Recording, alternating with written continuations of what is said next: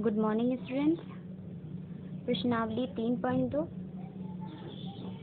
पहला है उत्तर दीजिए। कार्तीय तल में किसी बिंदु की स्थिति निर्धारित करने वाली क्षैतिज और ऊर्ध्वाधर रेखा के क्या नाम है। तो कार्तीय तल आपका क्या होता है, जो हमने आपको बताया था कि चतुर्थांश जो बने होते हैं दो अक्षों से मिलकर बने होते हैं, एक एक्स अक्ष और एक वाई अक्ष, और इन पर जो नंबर निर्धारित होते हैं उनका जो पूरा सेट होता है वही आपका कार्तीय तल होता है। तो यहाँ पे आपका ये सब क्या है, ये पूरा क्या है, कार्तीय तल है।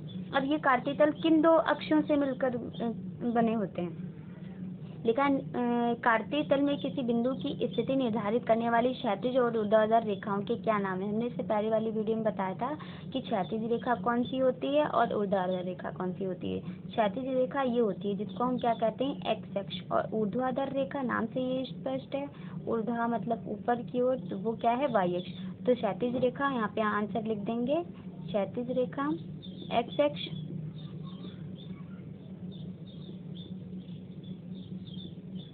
एक्स अक्ष, और नीचे लाइन में लिख देंगे ऊर्ध्वाधर रेखा वाई अक्ष।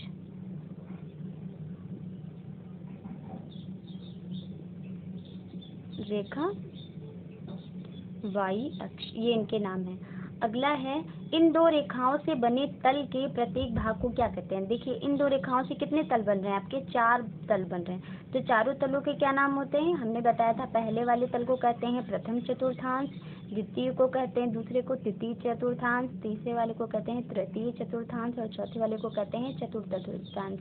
तो इसमें आप लिखेंगे प्रथम चतुर्थांश, पूरा आंसर कॉमा लगा के लिख दीजिएगा, चतुर्थांश, द्वितीय चतुर्थांश,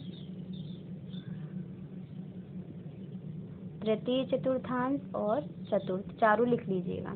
अगला है, उस बिंदु का नाम बताइए जहां ये दो रेखाएं प्रतिच्छेदित होती हैं। तो देखिए ये एक्स इधर से जा रहा है, वाई ऐसे जा रहा है, ये दोनों कहाँ एक दूसरे को काट रही हैं, प्रतिच्छेद मतलब काटना यहाँ पर, और इसको ही क्या कहते हैं, ओरिजिन यानी कि मूल बिंदु। तो इसका क्या नाम है, मूल बिंदु। इसको मूल बिंदु कहा जाता है। और अगर कोई पूछते हैं आपसे कि मूल बिंदु के निर्देशांक बताइए, तो मूल बिंदु के निर्देशांक 0,0 होते हैं। इसके निर्देशांक क्या होते हैं, 0,0 होते हैं। अब अगला क्वेश्चन देखिए, एक आपका कार्तीय तल बना हुआ है और उससे कुछ नंबर्स हैं। ये मैंने कॉपी में बना रखा है। इसमें पहला जो क्वेश्चन है वो लिखा हुआ है, आकृति देखकर निम्नलिखित को लिखिए। पहला है बी के निर्देशांक। बी के निर्देशांक आपको चित्र स्पष्ट तरीके से दिख रहा होगा। बी के निर्देशांक बताने हैं, सी के निर्देशांक बताने हैं। तो सबसे पहले हम क्या करते हैं, जो हमारा फिगर है हम उसमें सभी निर्देशांक नोट कर लेते हैं। तो देखिए हमने बताया था कि कोई भी निर्देशांक नोट करते हैं तो उसमें सबसे पहले हम एक्स अक्ष का कोऑर्डिनेट नोट करते हैं, उसके बाद हम दूसरा वाला वाई अक्ष का कोऑर्डिनेट नोट करते हैं। तो सबसे पहले हम यहाँ पे आ जाते हैं इस बिंदु डी पर। ये बिंदु डी हम देखेंगे एक्स अक्ष हमारे किस साइड में, ये नीचे जो बड़ी रेखा है क्षैतिज रेखा वही एक्स अक्ष है। तो इस रेखा से हम बिंदु डी से हम एक्स अक्ष पर पहले जाएंगे, तो ये किस बिंदु पर आ रहा है, 6 पर। तो इसका जो पहला कोऑर्डिनेट है वो एक्स अक्ष का ही लिया जाएगा, वो क्या लिया जाएगा, 6। अब वाई अक्ष पर ये कितने बिंदु पर है, देखिए यहाँ से ये यही तो रेखा है, 2। कितने पर है, 2। तो डी का निर्देशांक हो गया 6,2। ऐसे ही सी का निर्देशांक देख लीजिए।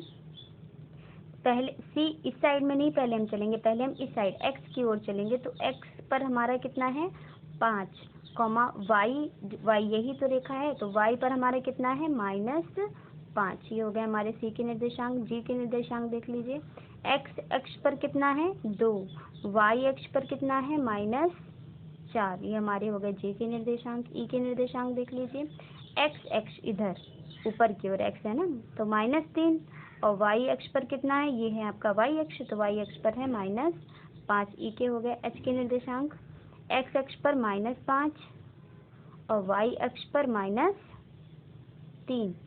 अब हमारा बचा है बिंदु एम। एम के निर्देशांक, एक्स अक्ष यही तो है, एक्स जिस पर एम बिंदु स्थित है, तो एक्स अक्ष पर है -3। लेकिन वाई ये बिंदु आपका एम है, लेकिन इस पे वाई कहीं चला ही नहीं गया है, तो वाई हमारा क्या हो जाएगा, 0। अब एल के निर्देशांक देख लीजिए, देखिए एक्स एक्स पर क्या है ये 0, क्योंकि एक्स एक्स इधर कहीं बढ़ा ही नहीं है, ना इधर बढ़ा है ना इधर बढ़ा है, वो 0 पर ही रहा है। ये ऊपर तक आप चाहे जितना चला जाए तो ये एक्स एक्स का आपका क्या कहलाएगा 0 कहलाएगा। और वाई एक्स पर आप यहाँ पे कहाँ पे हैं 5 पर, तो ये हो गया आपका 5। अब बी पर देख लीजिए, बी पर एक्स एक्स पर है -5 और वाई अक्ष पर है 2। ये आपके सारे निर्देशांक आपने नोट कर लिए। अब पूछा है बी के निर्देशांक। अभी हमने देखा बी के निर्देशांक कितने हैं -5, 2। सबसे पहले ऐसे जब लिख लेते हैं तो हमारा क्वेश्चन आसान हो जाता है, तो हम पहले ऐसे लिखेंगे। सी के निर्देशांक क्या थे, यहाँ पे हिंदी पूरी लिख लेंगे। सी देखिए कहाँ है आपका सी, 5, बराबर लगाइए ज़्यादा अच्छा सही रहेगा, 5, तीसरा है -3, -5 वाला बिंदु बताइए। -3, -5 वाला बिंदु, तो देखेंगे -3, -5 किसके निर्देशांक है, बिंदु ई के वाला बिंदु कौन सा है ई। अगला है 2, -4 वाला बिंदु, 2, -4 वाला बिंदु, इसको देखिए आप 2, -4 आपका कौन सा है जी।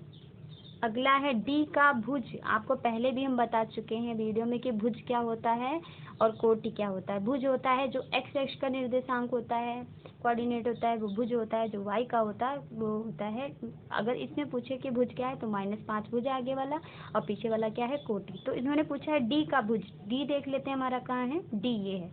आगे वाला एक्स एक्स यानी कि 6, तो डी का भुज क्या हो जाएगा 6। छठा देखिए एच की कोटि,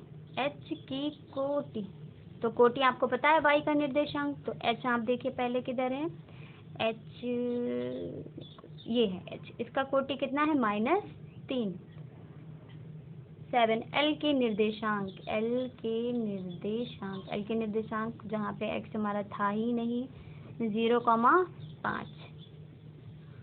और 8वां है लास्ट बिंदु एम के निर्देशांक, इस पे वाई नहीं था, ये एक संख्या रेखा पर ही निर्देशित था, तो इसमें एम के निर्देशांक क्या हो गए